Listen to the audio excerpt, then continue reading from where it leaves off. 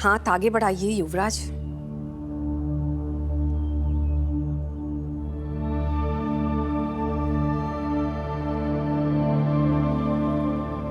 छोटी माँ,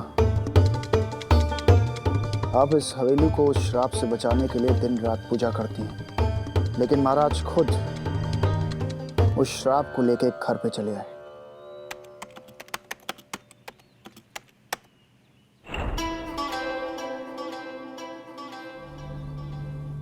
माँ, ये खुशबू कैसी?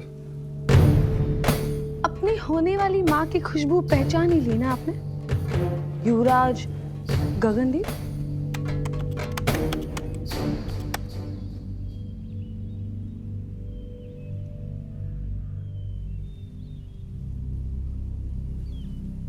वैसे हम आपके लिए एक गिफ्ट लाए।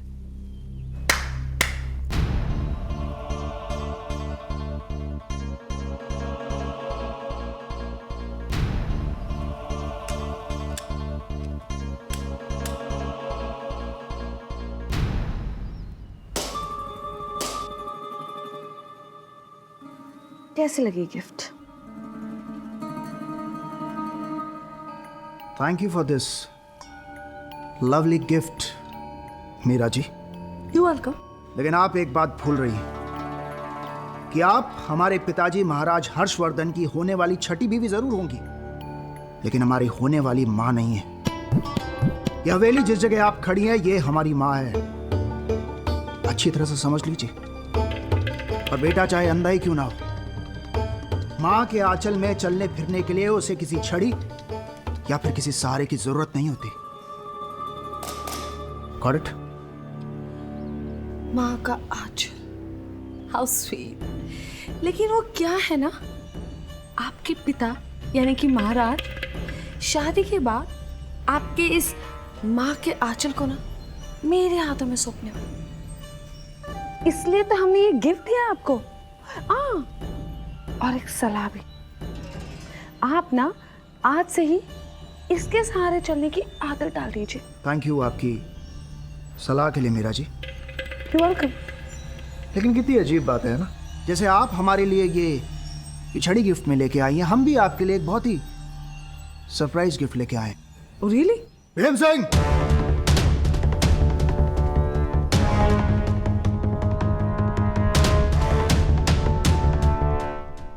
जी मालिक।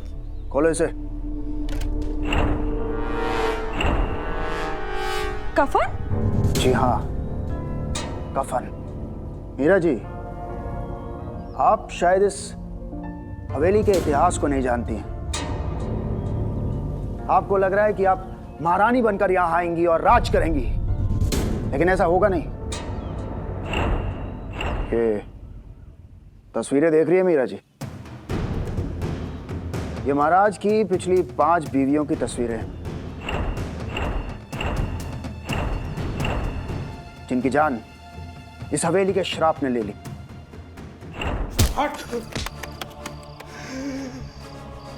महाराज, ये इस गरीब किसान का श्राप है आपको। जैसे हम गरीब किसानों के घर तोड़े गए, वैसे ही आपकी ये हवेली आपके खानदान के खून से भर जाएगी।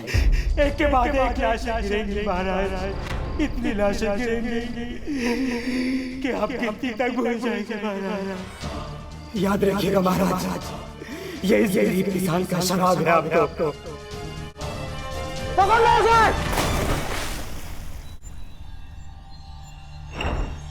और अब महाराज छठी तस्वीर के लिए आपसे शादी कर रहे हैं।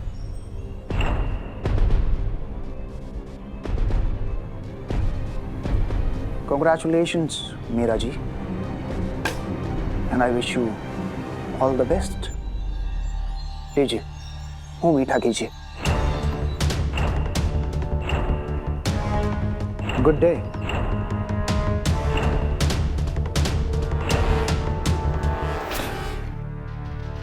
आप ये शायद भूल रही हैं कि आप किससे बात कर रही हैं। आई एम सॉरी, लेकिन मैं अब यहाँ इस हवेली में नहीं रह सकती। मैं वापस मुंबई जा रही हूँ। मुझे यहाँ पर मरना नहीं है। मोहन को बुलाओ। जो हुक्म मालिक। 2-3 दिन में ही इस हवेली की अच्छी डील करके बिकवा दूंगा और साथ में लंदन में आपके लिए नई प्रॉपर्टी का इंतजाम भी कर दूंगा। ठीक है, आप जा सकते हैं। जी नमस्ते। अब तो आपका इस श्राप से डर खत्म हुआ ना? लव यू महाराज जी। Love you to.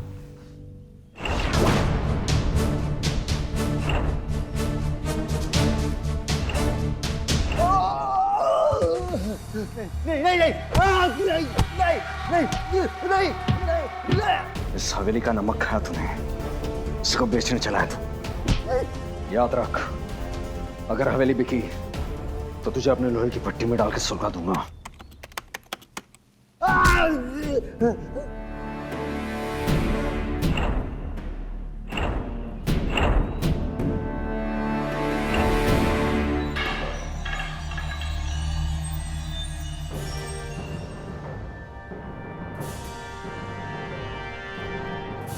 मीरा आपकी होने वाली माँ है, उनका नाम जरा इज्जत से लीजिए। पिछले 25 सालों में हमारी ये 6वीं माँ है महाराज। ताने मारना एक युवराज को शोभा नहीं देता। आखिर हम ये शादी क्यों कर रहे हैं? आप ही के लिए तो कर रहे हैं ना गगनदीप। क्या आपको अपनी माँ की कमी ना महसूस हो पाए? और ये हवेली भी आप हमारे लिए ही बेच रहे होंगे ना महाराज? आपको पिता से ज्यादा महाराज बोलने में हमें शर्म आती है। अपने बेटे की भी कम उम्र की लड़की से शादी करने के लिए आप इतने उतावले हो गए कि आप हमें अपने ही घर से बेघर करने के लिए तैयार हो गए। खामोश युवराज, हमें और गुस्सा मत दिलाइए। आप हमारे बेटे हैं, इसलिए हम आपकी बदतमीजी बर्दाश्त कर रहे हैं। हम आज भी ये नहीं भूले कि आप जन्म लेते ही अपनी माँ, हमारी महारानी की जान ले ली थी। बस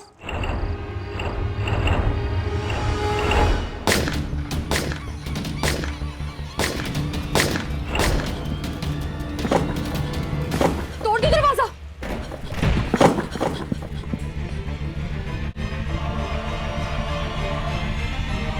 महाराज, महाराज उठिए। महाराज ये क्या हो गया आपको? उठिए महाराज। महाराज ये आपको क्या हो गया?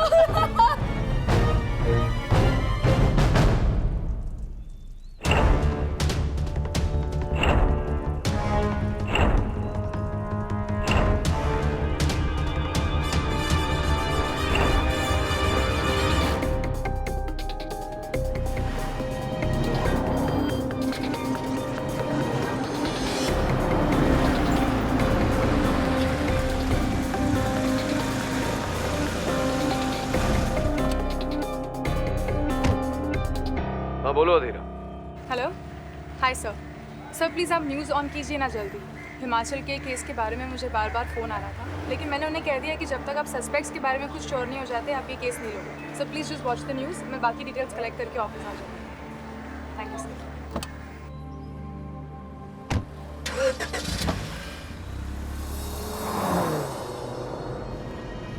यूं तो हमारे देश में कहा जाता है कि विश्व में किसी भी देवता का स्थान दूजा है, अपने ही पिता की सेवा सबसे बड़ी पूजा है। लेकिन देखिए, इस नकचरे युवराज के कर्म जायदाद के लालच में आकर अपने पिता महाराजा हर्षवर्धन की हत्या कर दी। ऐसा कहा जाता है इस हवेली पे किसी भयानक श्राप का साया है। क्या वो श्राप था या जायदाद का लालच जिसने युवराज को अपने पिता पे 6 गोलियां चलाने पे मजबूर कर दिया? सर न्यूज़ देखी आपने? I don't know what to tell.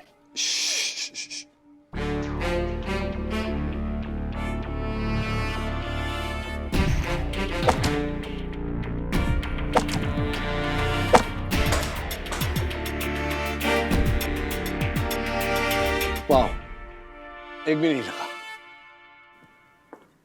So you happy? You never miss a shot. आज मिस करके भी स्माइल कर रहे हो। हम ये केस लड़ रहे हैं अधीरा। स्वेटर है ना तुम्हारे पास? जी है। ले लो साथ में। We are going to Himachal. Sir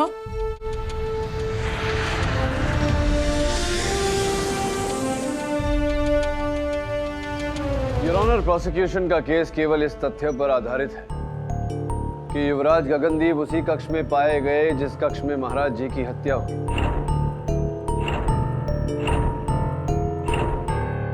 यहाँ योर ऑनर सोचने वाली बात यह है कि एक नेत्रहीन व्यक्ति एक नहीं 6 गोलियां सही निशाने पर कैसे दाग सकता है। ये केवल कठिन ही नहीं योर ऑनर, असंभव है।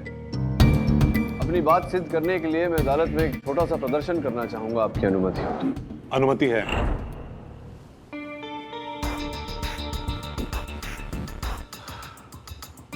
Whenever you're ready.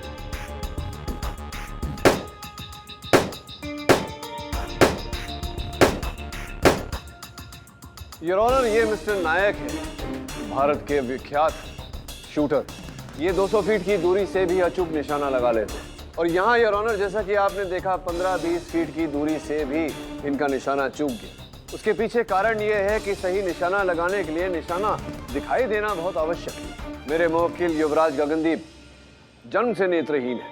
मेरा प्रश्न यही है योर ऑनर कि एक नेत्रहीन व्यक्ति 6 गोलियां अपने सही निशाने पर कैसे दाग सकता है? तो नेत्रहीन होने की सिंपैथी में छोड़ दें उसे। अदालत की नजर में जुर्म सिर्फ जुर्म होता है और मुजरिम सिर्फ मुजरिम होता है, आदरणीय केडी साहब। और जहां तक एक नेत्रहीन का 6 बार सही जगह निशाना लगाने का सवाल है, तो उसका जवाब है मेरे पास। योर ऑनर, मैं कोर्ट को एक वीडियो क्लिपिंग दिखाने की इजाजत चाहूंगा। इजाजत है।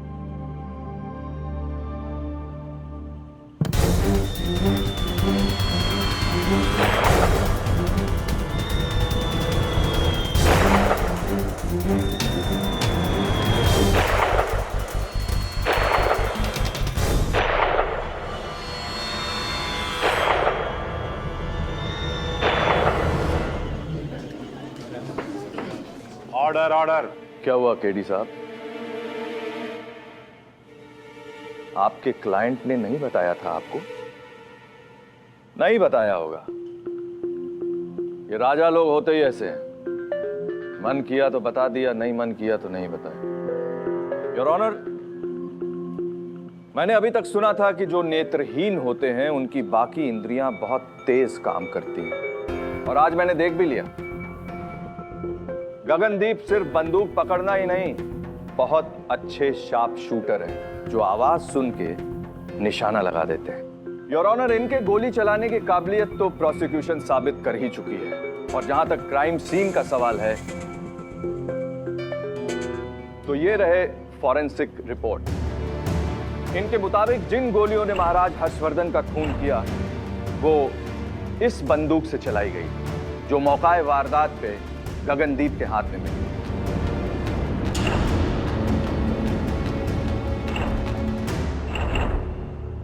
इस बंदूक में इनके फिंगरप्रिंट्स और गन पाउडर के ट्रेसेस भी मैच करते हैं।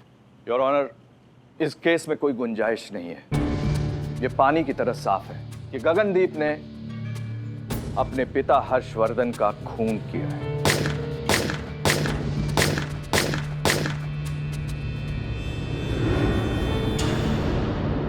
योर ऑनर, डिफेंस अदालत से निवेदन करता है कि इस पहलू की छानबीन करने के लिए समय दिया जाए। अदालत आपको 1 दिन का मौका देती है।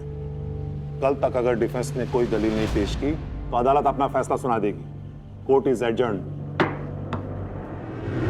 आपको इतनी बड़ी बात मुझसे छिपानी नहीं चाहिए थी। केडी सर, एक बात बताइए, अगर हम आपको अपने निशानेबाज होने की बात बता देते तो क्या आप हमारा केस लेते? और जहां तक आपको हमारे निर्दोष होने का सबूत चाहिए, तो ये देखिए, ये है सबूत। जिस बंदूक से महाराज का खून हुआ, ठीक वैसी ही एक और बंदूक हमारे स्टडी रूम में मौजूद है। उससे बिल्कुल ठीक वैसी ही गोलियां निकलती हैं। आप उस स्टडी रूम में जाइए और उस बंदूक को जरा चला के देखिए, आपको हमारे निर्दोष होने का सबूत मिल जाएगा।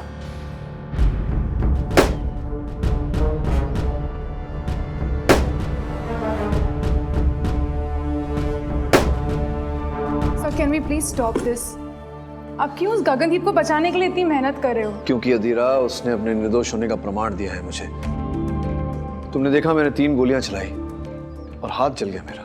इतना गर्म हो गया ये पिस्तौल। सोचो, अगर उसने 6 गोलियां चलाई होती तो उसके हाथों पर जलने का निशान तो होता, लेकिन नहीं था। क्लियर थे उसके हाथ एकदम। That proves he's innocent. So you mean somebody else? कोई और है जो? Obviously कोई और ही है, लेकिन कौन है ये जानने के लिए घटनास्थल का परीक्षण करना पड़ेगा।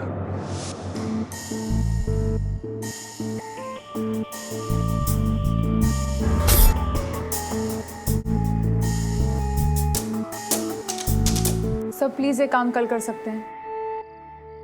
I mean just look at your hand, it's burning. पहले फर्स्ट एड कर लेते हैं। नहीं, फर्स्ट एड करवाने का टाइम नहीं है धीरा। ठीक है, कल अदालत में आखिरी अवसर है गगनदीप को निर्दोष प्रमाणित करने का। मुझे लग रहा है कि किसी ने कमर की ऊंचाई से या उससे भी नीचे से गोली चलाई है। भला कोई झुककर गोली क्यों चलाएगा?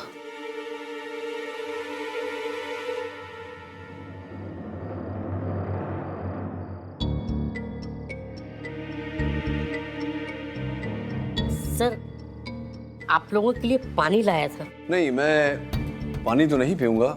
एक और है काम मेरा, करेंगे आप? हाँ हाँ, क्यों नहीं। क्षमा चाहता हूँ कि इतनी रात गए आप सब लोगों को यहाँ बुलाना पड़ा। आप उस गगनदीप को बचाने की कोशिश क्यों कर रहे हैं? उसी ने मेरे महाराज को मारा है, मैं आपसे कह रही हूँ ना। ईश्वर से डरिए मीरा जी। केडी सर, मैंने ही फोन करके आपको इस केस को लड़ने के लिए बुलाया था। मैं जानती हूँ युवराज अपने पिता का खून नहीं कर सकते हैं। दरअसल इस हवेली पर एक श्राप है और मुझे लगता है महाराज की जान उसी श्राप ने ली है।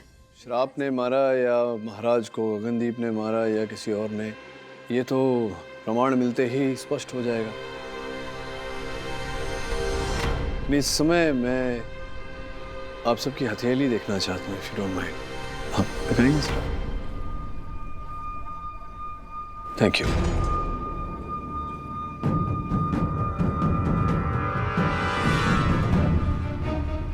आप अगर हथेली नहीं दिखाएंगी तो मुझे ऐसा लगेगा कि आप कुछ छिपाने का प्रयास कर रही हैं। कोई बात नहीं, छिपा लीजिए, अदालत में दिखवा दूंगा। मैं उस हाथ की। ओह, आपका हाथ तो जला हुआ है, देखिए बिल्कुल मेरी तरह।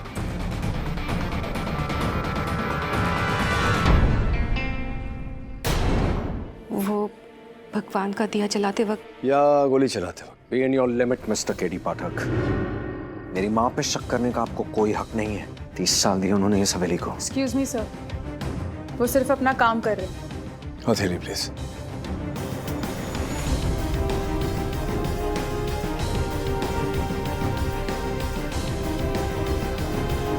Thank you. भीम जी, आपने तो दस्ताने पहने हुए अपने हाथ में, कोई विशेष कारण? वो क्या है सर कि यहाँ के श्राप की तरह ही यहाँ की ठंड भी खतरनाक है। नहीं तो कोई बात नहीं सर, ये देखिए। क्या बात है, बिल्कुल साफ हाथ है। यहाँ ठंड अगर अच्छी पड़ती है तो अधीरा के लिए एक कक्ष का बंदोबस्त कर दीजिए, यहीं रुकेगी। इन्हें ठंड बहुत पसंद है। हाँ हाँ, मैं भी करता हूँ सर। थैंक यू अधीरा।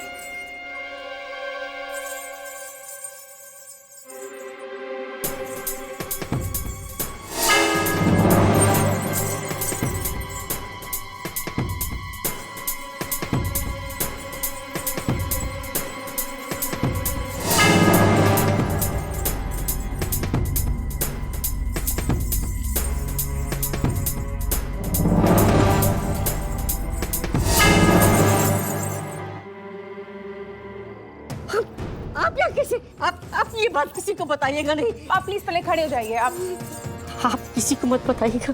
क्या नहीं बताना है? यही कि मैं इतना अच्छा नाच लेता हूँ।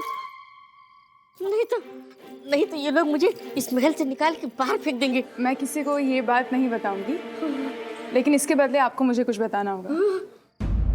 एक ऐसी बात जो हवेली के सारे लोग मुझसे छुपा रहे हैं, जो सिर्फ आप जानते हैं। हाँ, एक बात तो है, पर मैं ठीक ठीक से नहीं बता पाऊंगा।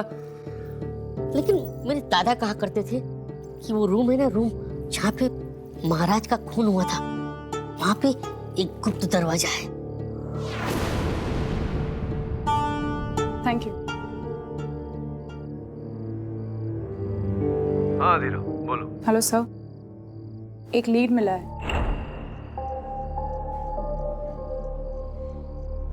मुझे पूरा विश्वास है धीरा कि सिर्फ पुरानी फिल्मों में होता था, पेंटिंग वेंटिंग हिलाने से दरवाजा खुलता था, यहाँ भी कुछ ऐसा ही होगा। देखें, ट्राई करें।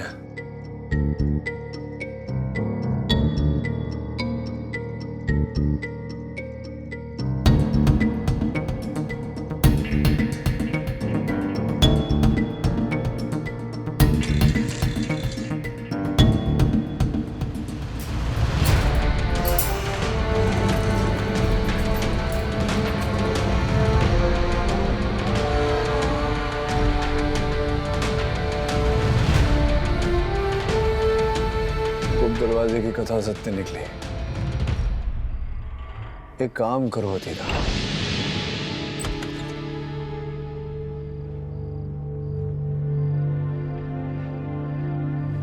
क्यों भीम सिंह, ये बार बार रात को जगा कर हमें यहाँ क्यों बुलाता है? मैंने आप लोगों को नहीं बुलाया, वो वकील साहब है ना, उन्होंने बुलाया है। आप लोग यहीं रुकिए, मैं उन्हें बुला के लाता हूँ। भीम सिंह दरवाजा खोलो।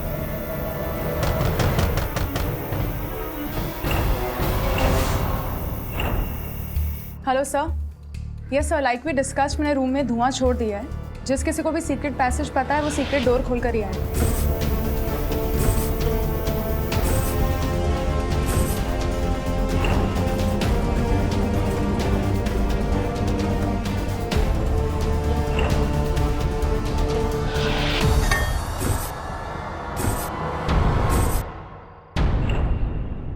योर ऑनर, कल हमने इस केस के संदर्भ में कुछ ऐसे खोज की जो इस केस को नई दिशा देती। केडी साहब, किसी भी दिशा में जाने की कोई जरूरत नहीं है। केस बिल्कुल साफ। जब खून हुआ, कमरे में सिर्फ 2 ही लोग थे।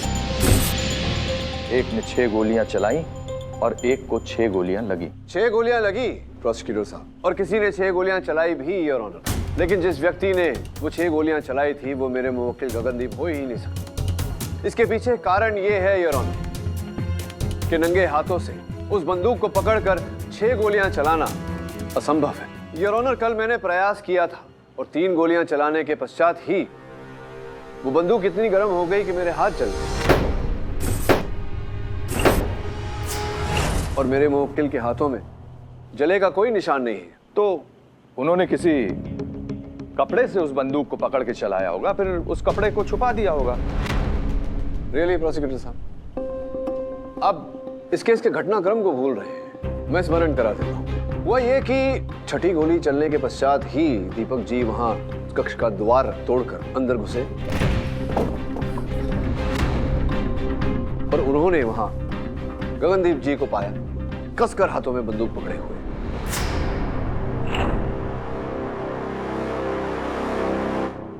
अब बताइए, समय कहाँ था कि ये कपड़े को छुपाते? चलिए एक क्षण के लिए मान लेते हैं कि इन्होंने कपड़े को छुपाया, फिर भी बंदूक तो गर्म थी, और अगर इन्होंने उस गर्म बंदूक को कस के पकड़ा था अपने हाथों में, इनके हाथों पर जले का निशान होना चाहिए था, जो कि योर ऑनर नहीं है, जिसका अर्थ ये होता है कि वो बंदूक मेरे मुवक्किल गगनदीप जी ने नहीं चलाई। प्रोसिक्यूशन गवाही से ज्यादा फॉरेंसिक रिपोर्ट पर विश्वास करता है योर ऑनर। प्रोसिक्यूटर साहब, मैं अक्सर कहता हूँ कि जो होता है वो दिखता नहीं और जो दिखता है वो होता नहीं। तो संभव है कि इस बार फॉरेंसिक रिपोर्ट को देखकर आपको जो दिख रहा है वो ना हो, और जो आपको दिख नहीं रहा वो हो। केवल इतना ही नहीं योर ऑनर, उस हवेली में हमें एक गुप्त द्वार भी मिला, तो संभवतः हत्यारा।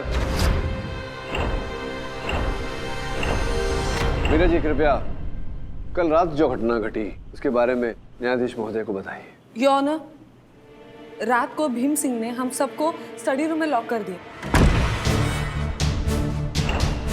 और बाहर से धुआं छोड़ दिया था। मैं डर गई, इसलिए मैंने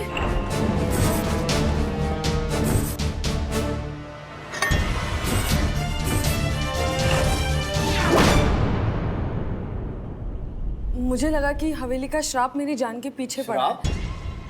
आप कब से श्राप में विश्वास करने लगी? आपकी नजर तो हवेली पे थी, तभी आपने महाराज जी की हत्या की, उनके आरोप में युवराज जी को फंसाया ताकि हवेली आपके नाम पे हो जाए, है ना? योर ऑनर, मीरा जी की सिर्फ शादी तय हुई है महाराज के साथ, और शादी तय होने की वजह से महाराज की प्रॉपर्टी पर मीरा जी का कोई हक नहीं बनता। डिफेंस यहाँ पे गलत है। मीरा जी के पास महाराज को मारने का कोई मोटिव था ही नहीं। मोटिव है योर ऑनर।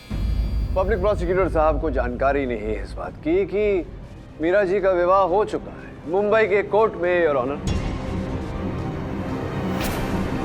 ये रहा प्रोसिक्यूटर साहब इनके विवाह का प्रमाण पत्र, मैरिज सर्टिफिकेट योर ऑनर, जिसका ये अर्थ होता है कि मीरा जी मैं सही कह। जी हाँ, ये रजिस्टर मैरिज मैंने ही करवाई थी, क्योंकि मुझे महाराज पर बिल्कुल भी भरोसा नहीं था। मैं चांस नहीं लेना चाहती थी, इसलिए मैंने अपना फ्यूचर सिक्योर करने के लिए उन पर दबाव डाला और रजिस्टर मैरिज कर ली। योर ऑनर, इन सब बातों का इस केस से कोई ताल्लुक नहीं है, क्योंकि जब खून हो रहा था तो मीरा जी दरवाजे के बाहर थी, तो फिर वो कैसे खून कर सकती हैं? योर ऑनर, समझ जाता हूँ यार।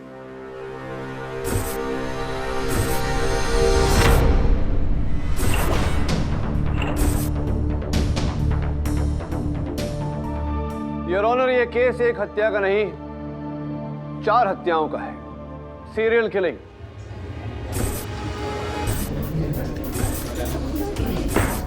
Order order. योर ऑनर, इस फाइल के अनुसार महाराज जी के साथ साथ उनकी 3 महारानियों की भी हत्या की गई, बहुत ही विचित्र परिस्थितियों में। योर ऑनर, पहली महारानी सीढ़ियों से गिरकर मरी,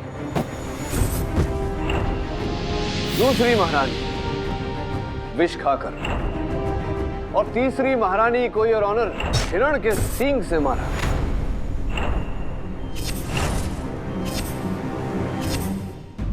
और इन तीनों हत्याओं को योर ऑनर श्राप का नाम देकर भुला दिया गया। कहना क्या चाहते हो केडी? मैं ये कहना चाहता हूं योर ऑनर कि तत्पश्चात महाराज जी की हत्या की, किंतु उस समय युवराज गगनदीप जी का वहां होना तय नहीं था, तो ये संभावना पैदा होती है कि हत्यारा ऐसी ही किसी विचित्र परिस्थिति में महाराज जी को मारना चाह रहा हो। योर ऑनर, इन बातों की पुष्टि करने के लिए डिफेंस निवेदन करता है अदालत से कि समय प्रदान किया जाए।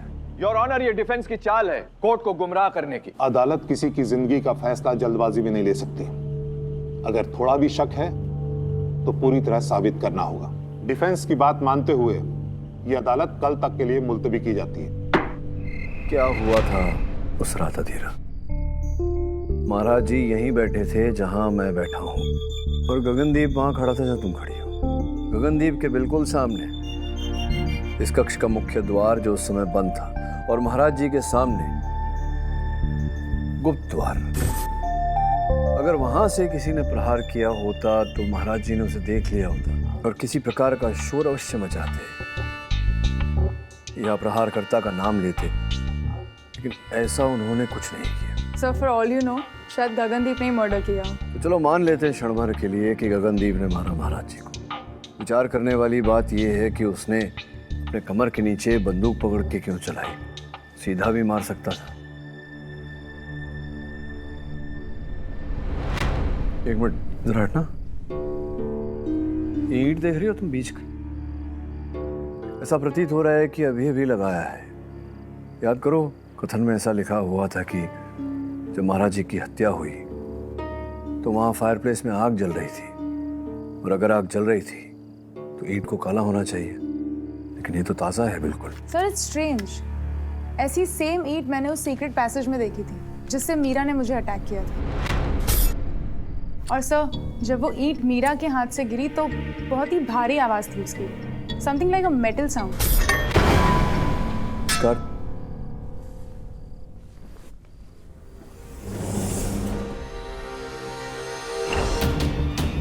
ओ भाई साहब, आइए आइए, बाहर आइए, सामान लेकर वार्तालाप करते। सॉरी सर, वो क्या कर रहे हैं? मैं महाराज नहीं हूँ, आप खड़े रहिए, वहाँ खड़े रहिए। सॉरी सर, वो क्या है कि मैं चोरी कर रहा था। वो तो दिख ही रहा है। क्यों? वो आज ही मुझे पता चला कि मीरा मैडम को इस हवेली का मालकिन बना दिया गया है, और तो और वो हम सबको यहाँ से निकाल के बाहर करने वाली है। बस इसीलिए मैंने सोचा फिर मौका मिले ना मिले। वैसे पता चला कि आपके लक्षण कुछ ठीक नहीं है।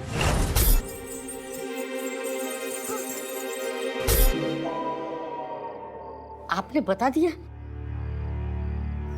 सॉरी सर, पर आप प्लीज किसी को मत बताइएगा। मैं किसी को कुछ नहीं बताऊंगा अगर आपने मुझे बता दिया कि इस महल में क्या चल रहा है। मतलब ये शराब की बात, इससे तो ज्यादा आप पुराने हैं, वफादार हैं महल के, तो बताइए ना क्या चक्कर है ये रानियों की हत्या इत्यादि इत्यादि। सर आप भी ये श्राप में विश्वास रखते हैं? दरअसल श्राप वगैरह कुछ है ही नहीं। वो जो आदमी कुएं में कूदा था उसे तो महाराज ने निकलवा दिया था, और तो और कुछ पैसे वगैरह देख के दूसरे गांव में भी शिफ्ट करवा दिया। वो आदमी तो अभी भी जिंदा है सर। अगर जिंदा है तो घर के लोग श्राप की इतनी बातें क्यों करते हैं? दरअसल मेरे महाराज थे ही कुछ ऐसे, उन्हें अपने इर्द गिर्द राजशाही रहस्य छुपाने का बड़ा शौक था। अच्छा,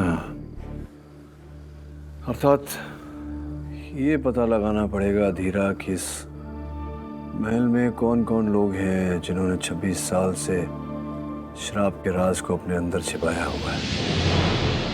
मतलब क्या बात है चित्रा जी, महाराजा हर्षवर्धन अपना जीवन रहस्यमय बनाए रखना चाहते थे, इसी में उनकी रुचि थी, ये तो मैं जानता था। ये नहीं जानता था कि आप उनसे 2 कदम आगे हैं। अब देखिए ना, हवेली में आपने सबको ये बताए रखा था कि 25 वर्षों से आप विधवा हैं, किंतु वास्तव में आप विधवा तब हुई जब महाराजा हर्षवर्धन की हत्या हुई। योर ऑनर, केडी साहब एक धार्मिक और रिस्पेक्टेबल औरत। You're right. धार्मिक तो है ये, तभी ये देखिए ये चित्र जो महाराजा की हत्या के 3 दिन पूर्व ही लिया गया था। देख रहे हैं आप, इनकी मांग में सिंदूर लगाया हुआ है। योर ऑनर, धार्मिक तो है ही। जी, वो मेरे पति की आज से 25 साल पहले मृत्यु हो गई थी एक एक्सीडेंट में। ऐसा कैसे हो सकता है चित्रा जी? आपके पति की मृत्यु कैसे हो सकती है 25 वर्ष पूर्व दुर्घटना में, जबकि 25 वर्ष पूर्व आपका कोई पति था ही नहीं? आश्चर्यजनक बात तो ये है योर ऑनर कि जिस महिला का कभी विवाह ही नहीं हुआ, 25 वर्ष का सुपुत्र है इनका।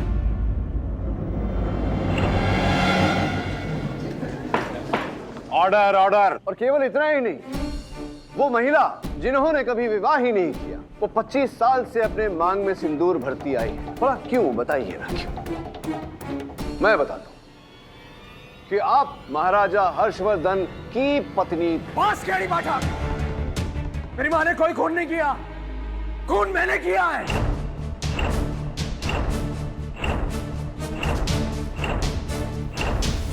दीपक जी, अच्छा लगा मुझे जिस उत्तेजना से आपने ये अपराध स्वीकार किया, अच्छा लगा मुझे। देखो, मैंने कुछ नहीं किया।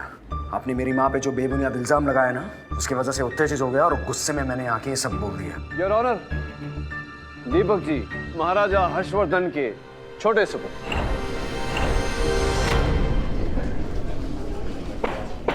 Order order. Your honour, defence बेकार में महाराज हर्षवर्धन की फैमिली ट्री बनाने के चक्कर में। आखिर ये क्या हो रहा है? जब गगनदीप मौकाए वारदात में बंदूक के साथ पकड़े गए उस कमरे में, तो केडी साहब इस केस को बार बार उस कमरे से बाहर क्यों ले जाना चाह रहे हैं? क्योंकि योर ऑनर, ये हत्या कमरे के अंदर से नहीं, कमरे के बाहर रहकर की गई। और अति महत्वपूर्ण बात यह है योर ऑनर कि जो गोलियां चली वो इस बंदूक से नहीं, इसके कारण चली है। केडी साहब, खून गोली से हुआ है, फॉरेंसिक वालों ने भी बोल दिया। आप ये ईंट कहां से ले आए? मैं जानता हूं प्रोसिक्यूटर साहब, थोड़ा सा कंफ्यूजिंग है। योर ऑनर, इस बात को स्पष्ट करने के लिए मैं अदालत में एक बार फिर एक छोटा सा प्रदर्शन करना चाहता हूं। आपकी अनुमति हो? अनुमति है। योर ऑनर, कुछ ही समय में ये प्रमाणित हो जाएगा कि इस ईंट से उस रात को गोली कैसे निकली थी। ये ईंट गर्म होते ही योर ऑनर गोली चलेगी। ये टाइम बर्बाद कर रहे हो आप। ईंट से कोई गोली चलती है क्या? अरे ईंट को हीट दे रहे और गोली चलेगी, क्या बात कर रहे हैं? ये बंद कीजिए इसे। ये बंद नहीं हो सकता। अगर बंद हो गया तो मैं प्रमाणित कैसे करूंगा अदालत में कि इसी से गोली चली थी? मुझे समझ में आ रहा, हटाओ इसे मेरे सामने से। अरे ईंट गर्म होने से कुछ थोड़ी होता है।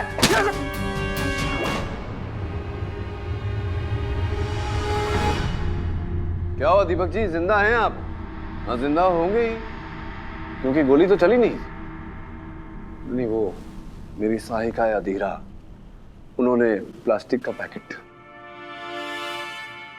योर ऑनर, दीपक जी भयभीत हो गए, ये डर गए। इसका अर्थ ये होता है कि ये पूरी तरह से जानते थे कि ईंट गर्म होते ही गोलियां मारती है। क्यों? इससे पहले कि आप कहें कि आप नहीं जानते थे, योर ऑनर, मैं अदालत को ये जानकारी देना चाहता हूं कि वास्तव में ये ईंट है ही नहीं योर ऑनर। ये लोहे का बना हुआ है जिसके अंदर बंदूक की मैकेनिज्म बनाई गई है इनके द्वारा, इन्हीं के कारखाने में। मैं बता देता हूं आपको कि अधीरा ने आपका लैपटॉप टेस्ट करवाया।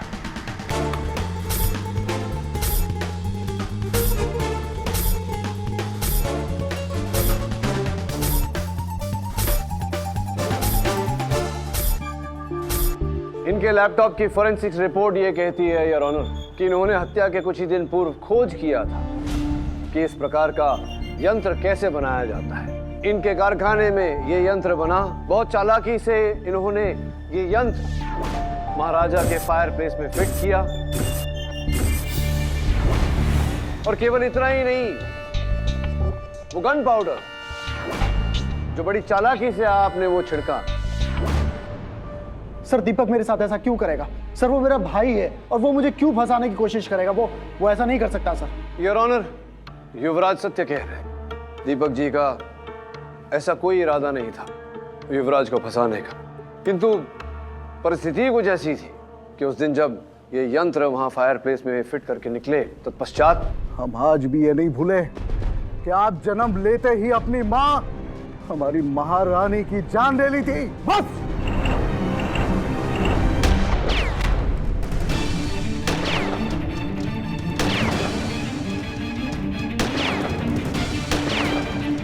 तोड़ दो दरवाजा।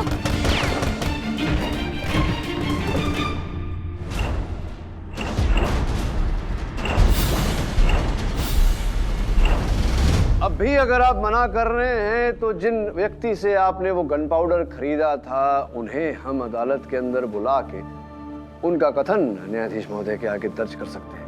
क्या करना चाहेंगे? बुलाऊं मैं? नहीं योर ऑनर,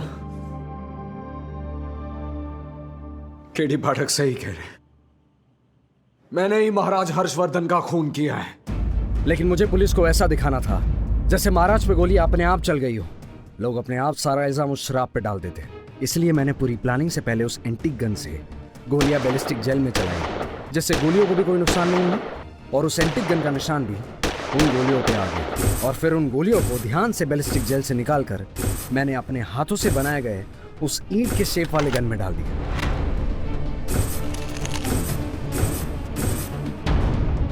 और जब उस रात को महाराज ने फायर प्लेस में आग जलाई तो आग की वजह से मेरा बनाया हुआ गन ट्रिगर हुआ और वो 6 की 6 गोलियां महाराज के सीने में उतर गई। बचपन से मैं जानता था कि मैं महाराज के नाजायज औलाद हूं, लेकिन मुझे अपने लिए कुछ नहीं चाहिए था। मैं बस अपनी मां का दर्द नहीं देख पाता था। इसलिए जब महाराज की पहली महारानी की मौत हुई तो उसके बाद महाराज ने मेरी मां से वादा भी किया था कि वो जल्द से जल्द उनसे शादी कर लेंगे, लेकिन मेरे पैदा होते ही महाराज ने अपना वादा ही तोड़ दिया और किसी और लड़की के साथ शादी करके महल में महारानी बनाकर ले आए। और दूसरी महारानी की मौत के बाद भी उन्होंने मेरी मां के साथ शादी नहीं की। और जब तक मैं बालिग हुआ तब तक ये बात हर जगह फैल चुकी थी कि हवेली की दोनों महारानियों की मौत हवेली पे लगे शराब की वजह से हुई। तब मैंने सोचा कि इसी शराब का फायदा उठाकर अगर मैं तीसरी महारानी को मार दूं तो महाराज मेरी मां से शादी कर लेंगे। लेकिन नहीं, इस बार भी महाराज ने किसी और के साथ ही शादी कर ली। मैं हर बार महारानी को मारता रहा और हर बार वो किसी और के साथ शादी करते रहे। लेकिन इस बार मैं समझ गया था कि महाराज अब मेरी मां को ना वो हक देंगे और ना वो अपना नाम देंगे। इसलिए मैंने महाराज को ही मार दिया। मुझे माफ कर दे भाई, मैं तुझे फंसाना नहीं चाहता था। मैं तो बस दीपक जी, मैं समझ रहा हूँ, अदालत भी समझ रही है कि आपने जो भी किया आपके मन में अपनी माँ की श्रद्धा के लिए किया। काश आप ये समझे होते कि एक माँ के लिए उनकी संतान का सुख और साथ, ये दो बातें बहुत बड़ी होती है। The defence rest your honour. तमाम सबूतों और गवाहों को मद्देनजर रखते हुए ये अदालत दीपक को दफा 302 के तहत दोषी मानते हुए उम्र कैद की सजा सुनाती है और युवराज गगनदीप को बाइज्जत बरी करती है। The case is closed. Prosecutor साहब, एक रिक्वेस्ट है आपसे। इस बार तो शिमला आया था, केस लड़ने के लिए समय ही नहीं मिल पाया। अगली बार आऊंगा तो जरा यहाँ के दृश्य दिखा देना। सुना है कि शिमला बहुत सुंदर है। बहुत सुंदर है, जरूर। For more updates, subscribe to our channel, click the show links and enjoy watching the videos.